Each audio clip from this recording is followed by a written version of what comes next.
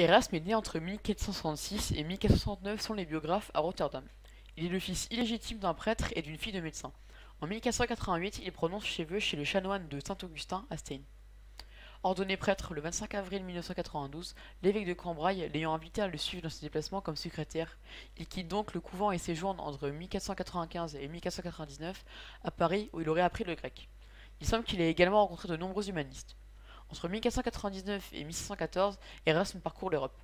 En 1499, il séjourne pour la première fois en Angleterre où il fait la connaissance de John Colet, chanoine de Saint-Paul, et de Thomas More, autre humaniste. Il se rend de nouveau en Angleterre entre 1505 et 1506, séjournant en Italie entre 1506 et 1509, il devient docteur en théologie à l'université de Turin. Il fait à partir de 1109 son troisième séjour chez Thomas More, en Angleterre.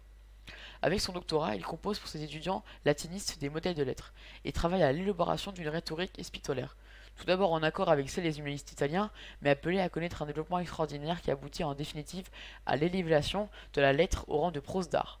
Influencé par les débats contemporains entre tenants du formalisme médiéval et les partisans du néoclassicisme, Erasme entreprend d'illustrer sa propre conception du genre, ses manuels d'épistolographie.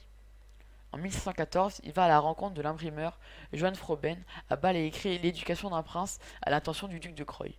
Précepteur du futur, Charles Quint puis devient le conseiller de ce souverain entre 1517 et 1527, séjournant principalement à Louvres, où il dirige le Collège des Trois Langues.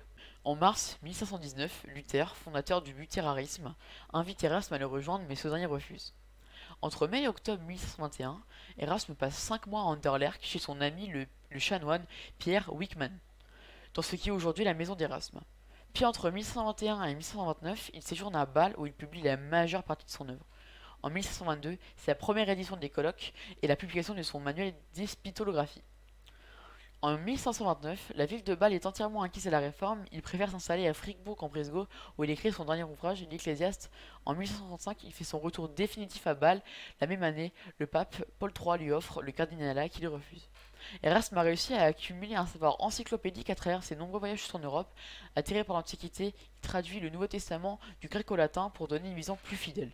En outre, il est reconnu comme toujours depuis l'un des plus grands humanistes de la Renaissance. Erasme a toute sa vie défendu les conceptions évangéliques de la religion catholique. Il a maintes fois critiqué l'attitude du clergé et des papes dont les comportements lui semblaient en opposition avec les évangiles.